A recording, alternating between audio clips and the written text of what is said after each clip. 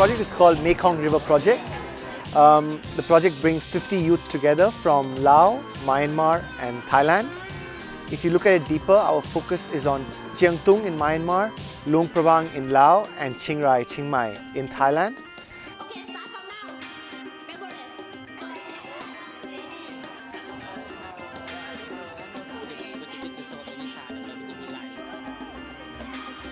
So the Mekong River Project is to initiate communication, collaboration and getting the youth to start thinking about issues that will make a difference in our generation. Let me ask you a question. Who is the owner of the Mekong River? Is there an owner for the Mekong River? Does any country today that actually use the Mekong River for their development take responsibility to ensure that the development that takes place is sustainable? And while I was there, they were building the Thailand project.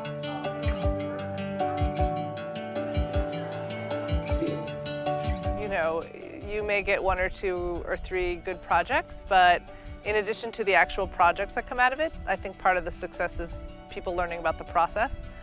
So what they're doing today is kind of talking about how you approach a community development project, how you have a community-centered approach.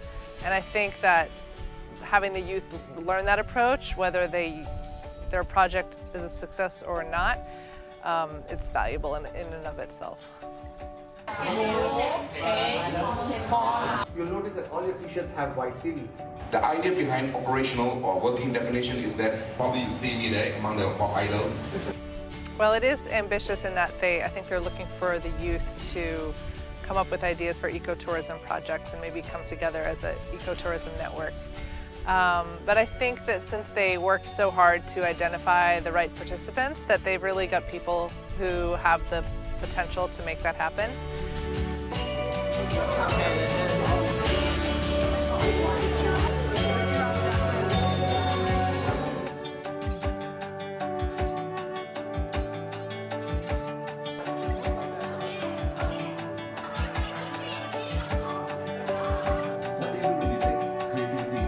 We have to think first, what is ecotourism? Ecotourism is about conserving, right? Conserving biodiversity and protecting natural ecosystems. So if you are not able to conserve biodiversity or protect natural ecosystem, everything collapses. Mekong River is a great destination for ecotourism, okay? Because it's a place where we can generate income to the local community in order to attract the foreign visitors to visit. Many foreigners and visitors, they would like to visit like Southeast Asia, like Laos, Thailand, Cambodia and Vietnam. So they would like to see like a natural view. So communities living in and around the Mekong River should be taking care of the environment, should be given assistance to take care of the environment. Otherwise, it's not only the communities themselves that be impacted, but every other aspect of the human life beyond the river. Basically, people could now settle down in the next few thousand years in 15,000, not only entrepreneurs but also traders and businessmen and explorers who have played a huge role. But then in the evening they have a dinner host for us, and they came you have a Mekong river bank. It's the same. Nothing special. Next, please.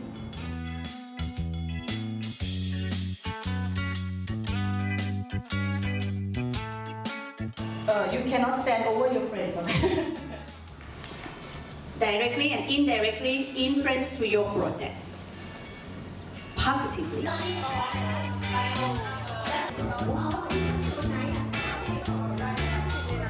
So the Mekong River communities are at the front line. They are the ones that's going to feel the impact first, but otherwise everybody else will be suffering. So water is life.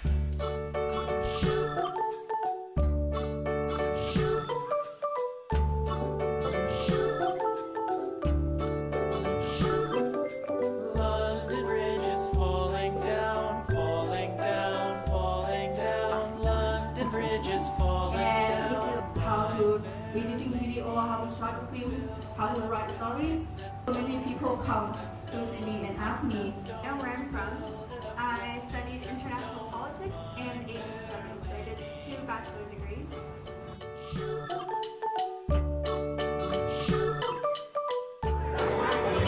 It's important, but this one is important too. Sticks and stones will all fall down, fall down. Sticks and stones will all fall down. My fair lady.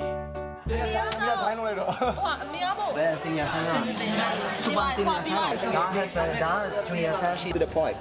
You make 3 circles. Character of that partner. You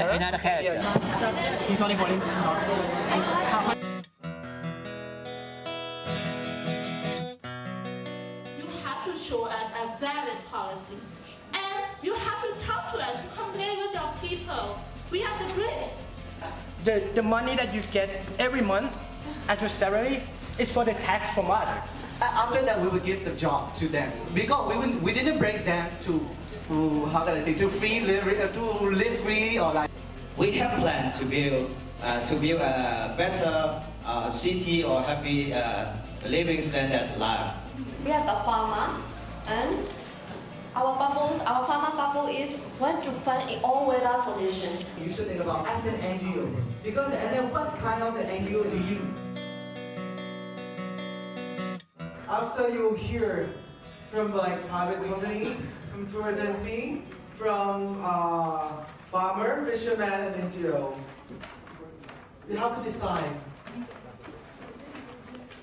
You have to decide, do you want to build a dam or not? Do we want to? What's the reason? Do we want to do it or not, or just decide it? But we have the dam, and they also many fish there. This is the reason. Okay, 10 seconds, please conclude. That we all share the same country, the same river, and there's a community beside the river, and we all live together. So if we can conserve Mekong River, it only affects the rural community, which is the people from 3 countries. It can only affect the urban people, because if the rural community improves, the urban community can get the benefits from the development. We can say Mekong River is natural resources. That is the main part for the Lao people. I think no matter where you live, you have to concern this because it affects to every life in this country.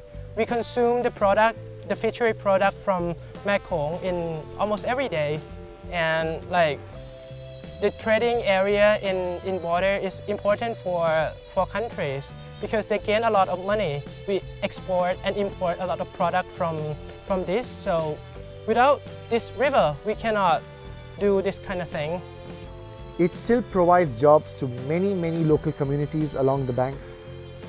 It is a source of not just cultural heritage, but a source of displaying what keeps the bonds in our community. The festivals that we celebrate throughout the year, the boat races on the Mekong River, the activities, the outdoor activities of going camping with families, fishing with families and friends. It's these little things that defines our lifestyle. The Mekong River influences us in more ways than we can imagine.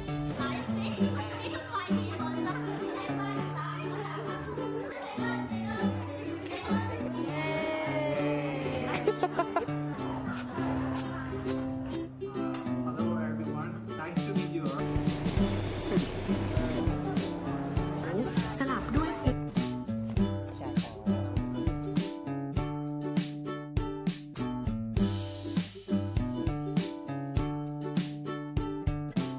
You talk to yourself and nothing happens. And if you got friends from Myanmar, from Laos, from Thai, and you talk together, you plan something to establish something to your society, to your region. That youths are very important resources, like to make a positive change to a community.